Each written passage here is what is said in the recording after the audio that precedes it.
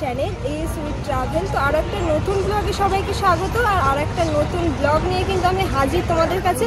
তো আজকে কিন্তু আর একটা নতুন জায়গায় সন্ধান দিতে চলেছি। তো আজকে কিন্তু আমি এসেছি নেতাজি ভবন, যেটা কলকাতায়।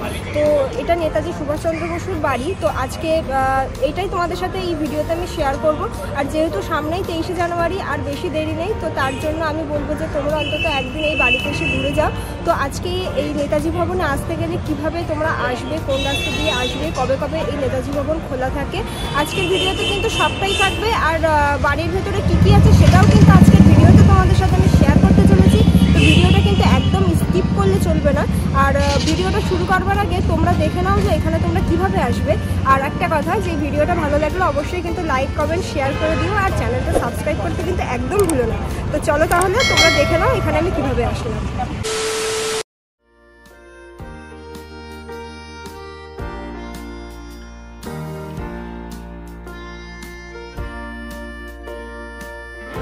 তো গাইস, আমি কিন্তু অলরেডি চলে এসেছি রবীন্দ্র সদন মেট্রো স্টেশনে।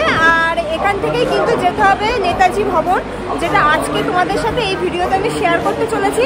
তো রবীন্দ্র সদন মেট্রোতে নেবে এখান থেকে স্টেশনের বাইরে থেকে আমি কিভাবে যাই সেটা আমি একটু পরে তোমাদেরকে বলছি, স্টেশনের বাইরে গিয়ে। তো ততক্ষণের জন্য তোমরা আমার ভিডিওটা দেখতে থাকো আর এইভাবে আমার সাথে থাকো।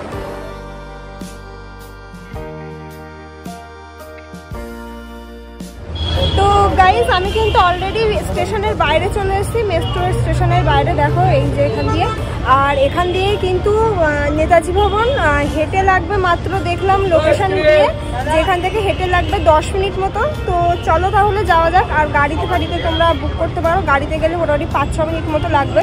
তো আমি মনে করছি যে না, এখান থেকে হেঁটেই আমি যাব। তো তোমরা দেখতে থাকো ভিডিওটা, সাথে থাকো।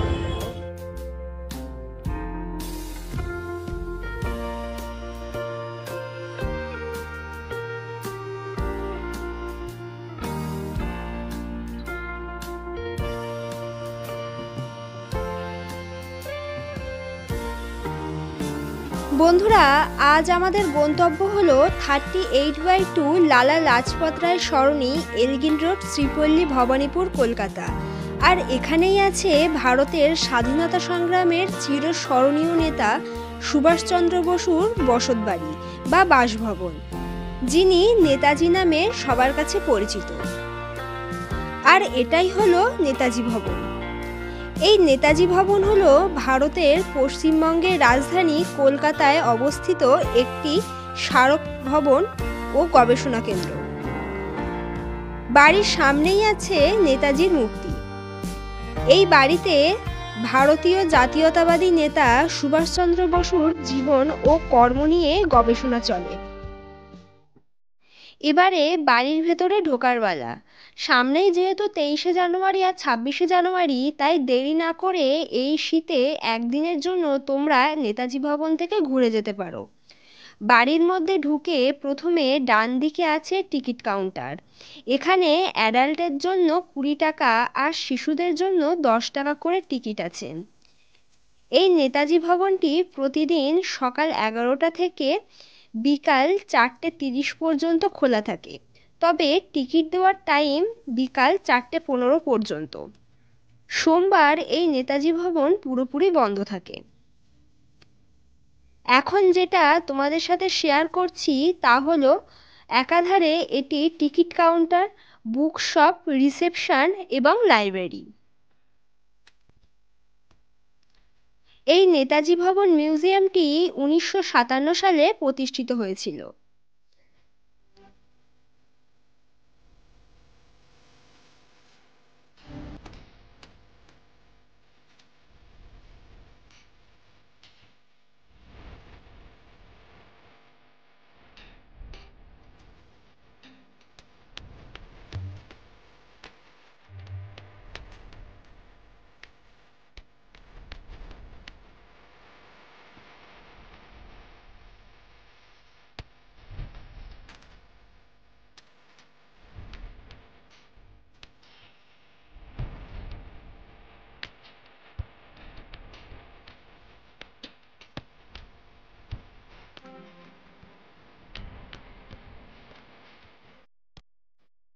1909 সালে সুভাষচন্দ্রের বাবা জানকীনাথ বসু এই বাড়িটি তৈরি করেছিলেন। বর্তমানে নেতাজি রিসার্চ ব্যুরো দ্বারা বাড়িটি পরিচালিত।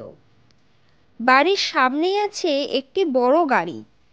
1941 সালে ব্রিটিশ সরকার কর্তৃক গৃহবন্দী থাকার সময় সুভাষচন্দ্র বসু এই বাড়ি থেকেই বার্লিনের পথে যাত্রা করেছিলেন। ওয়ান্ডারার BLA 7169 এই গাড়ি চালিয়েই শিশির কুমার বসু 16ই জানুয়ারি রাত্রে নেতাজি সুভাষচন্দ্র বসুকে এলগিন রোডের এই বাড়ি থেকে মহানিষ্ক্রমণের পথে গুমো পর্যন্ত নিয়ে গিয়েছিলেন। আর এটিই হলো সেই ঐতিহাসিক গাড়ি।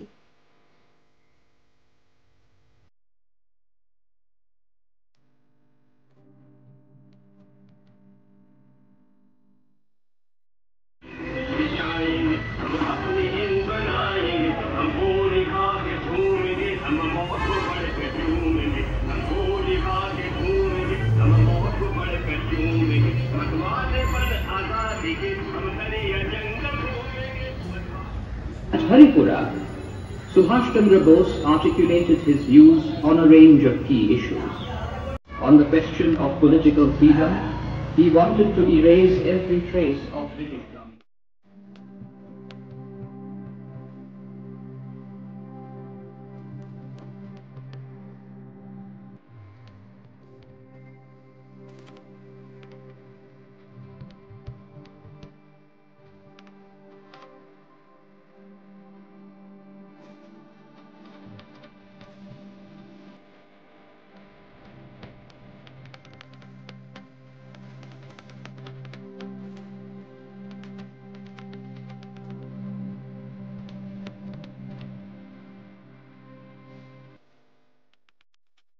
বাড়ির সামনের এই মূর্তিটি হল ডক্টর শিশির কুমার বসুর, যিনি শুধুমাত্র সুভাষচন্দ্রের ভাইপোই নয়, নেতাজি রিসার্চ ব্যুরোর ফাউন্ডারও ছিলেন।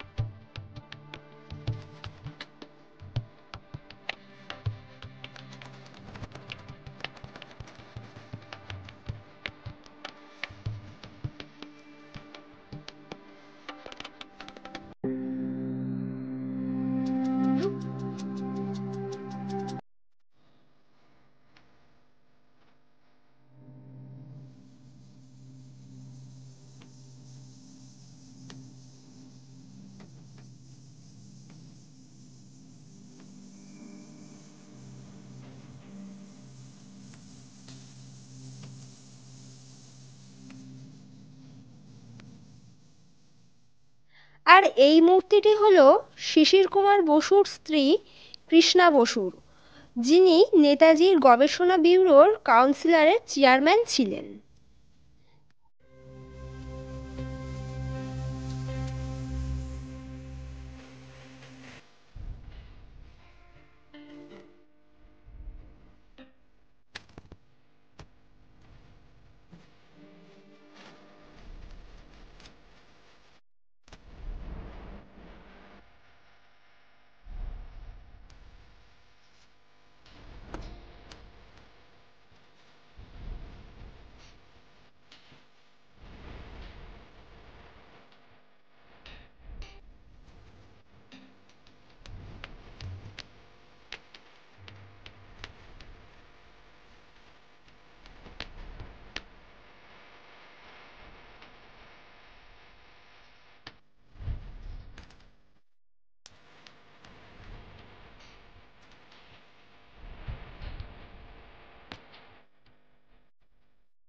এই নেতাজি ভবনের পেছন দিকেই আছে এই বাড়ির দোতলা থেকে নামার সিঁড়ি, আর এই সিঁড়ির এক পাশেই লেখা আছে মহানিষ্ক্রমণ।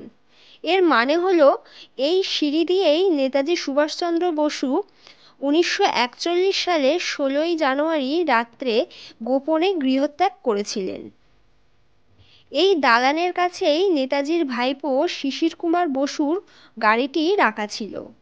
আর এর পরেই শিশির কুমার বসু নেতাজিকে নিয়ে গোমো স্টেশনে তাকে পৌঁছে দিয়েছিল। এই ভবনের দোতলায় সুভাষচন্দ্র বসুর মহানিষ্ক্রমণের পায়ের ছাপ রাখা আছে। এরপরই তিনি ইংরেজের চোখে ধুলো দিয়ে বার্লিনে পালিয়ে যান।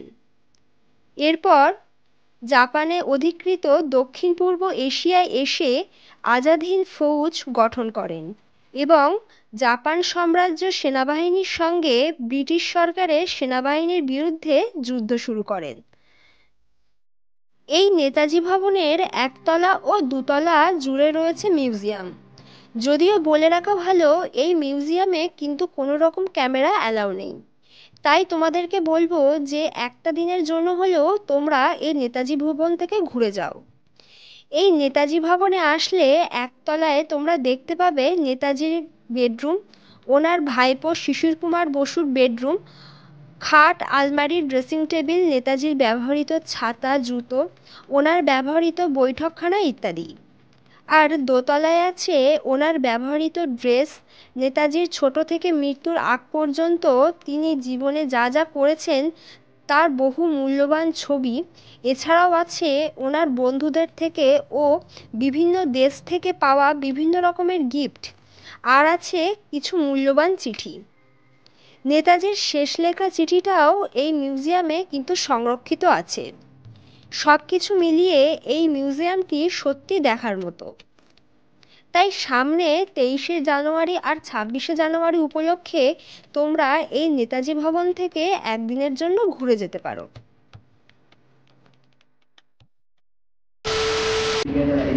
তো গাইজ, আজকের ভিডিওটা তোমাদের কেমন লেগেছে অবশ্যই কিন্তু সেটা আমাকে জানাতে ভুলো না। আর এখন আমি এখান থেকে বেরিয়ে যাচ্ছি। দেখা হচ্ছে তোমাদের সাথে আবার নেক্সট ব্লগে। আর ভিডিওটা শেষ করার আগে তোমাদেরকে বারবারই বলবো, এখানে তোমরা অন্তত একদিনের জন্য আসো, কারণ এই জায়গাটা মানে কী বলবো, আসলে তোমাদের অনেক কিছু মনে পড়বে। আর এই জায়গার সাথে অনেক ইমোশন জড়িয়ে আছে, বিশেষ করে বাঙালিদের তো অন্তত একবার এখানে আসাই উচিত। তো ভেতরে অনেক কিছু আছে। তোমরা আজকের ভিডিওটা কেমন লেগেছে সেটা অবশ্যই আমাকে জানিও। আর আজকের ভিডিওটা এখানে স্টপ করে দিলাম। তাহলে চলো আজকের মতো দেখা।